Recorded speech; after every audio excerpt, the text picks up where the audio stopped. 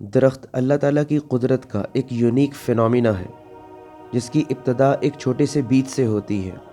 پھر وہ پودے میں تبدیل ہوتا ہے، اس کے بعد وہ ایک مضبوط تنا بنتا ہے،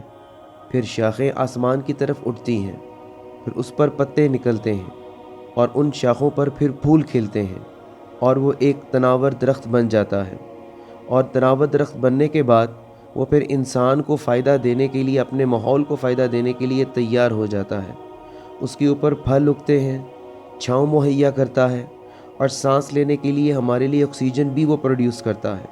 اور اس کے ساتھ ساتھ وہ اس جگہ کو خوبصورت بھی بناتا ہے۔ مومن مرد اور مومن عورتوں سے بھی اللہ تعالیٰ کو یہی رویہ ریکوائرڈ ہے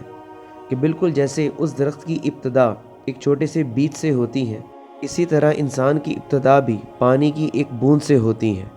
پھر وہ کیا ہوتا ہے کہ اس دنیا میں آتا ہے، آہستہ آہستہ اس کا جسم جو ہے وہ پروان چڑھتا ہے، بالکل اس طرح جس طرح درخت جو ہے وہ آہستہ آہستہ پروان چڑھتا ہے۔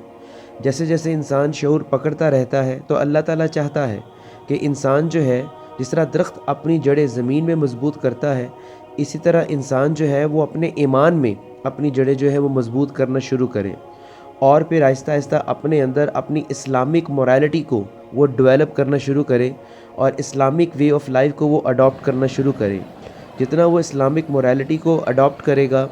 اتنی ہی اس کی پرسنالٹی جو ہے وہ ڈیولپ ہونا شروع ہوگی، اور وہ فلرش کرنا جو ہے وہ معاشرے میں شروع کرے گا۔ جس طرح درخت کے پتے ہوتے ہیں، اسی طرح اس کا کردار بھی، ایک مومن کا کردار بھی وائبرنٹ کردار ہونا چاہیے، اس کا کریکٹر بھی وائبرنٹ کریکٹر ہونا چاہیے، کہ جس طرح درخت جو ہے وہ دوسروں کو فائدہ دے رہا ہے، اس طرح ایک مومن مرد اور عورت جو ہے وہ بھی معاشرے میں اپنے آس پاس دوسروں کو فائدہ دے، چاہے وہ کسی بھی فیلڈ میں ہو، یا کسی بھی سکل کے ساتھ ہو، یا کسی بھی حالت میں ہو۔ اگر پیسے والا ہے تو وہ پیسے سے دوسروں کو فائدہ دے، اگر وہ علم والا ہے تو اپنے علم کے ذریعے دوسروں کے لیے فائدہ مند بنے،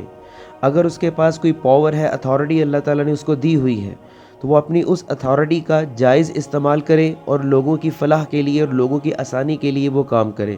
اگر اللہ تعالیٰ نے اس کو حکمت عطا کی ہے تو وہ اپنی سمجھداری اور حکمت کے ساتھ لوگوں کے معاملات جو ہے وہ سلجھائے۔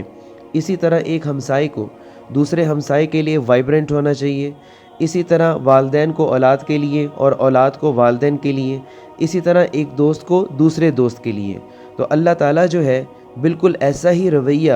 جو ہے وہ چاہتا ہے ایک مومن سے، بالکل ویسا جیسا اس درخت کا ایک رویہ ہے، جس طرح وہ اپنے آس پاس کے ماحول کو فائدہ دے رہا ہے۔ اسی طرح ایک مومن جو ہے وہ اپنے معاشرے کے لیے فروٹفل ہو، ہیلپ فل ہو، بینیفیشل ہو، کوآپریٹیو ہو۔ قرآن کی زبان میں ایسے ہی لوگوں کو محسن کہا گیا ہے، جن کی زندگی کا ایک ہی مقصد ہے، اور وہ ہے دوسروں کو فائدہ دینا، اور وہ بھی بے لوث فائدہ دینا۔ یہی وہ بے لوث مومن ہے جس کو اللہ تعالیٰ نے کہا ہے ان اللہ یحب المحسنین، کہ بے شک اللہ تعالیٰ جو ہے وہ محسنوں سے محبت کرتا ہے۔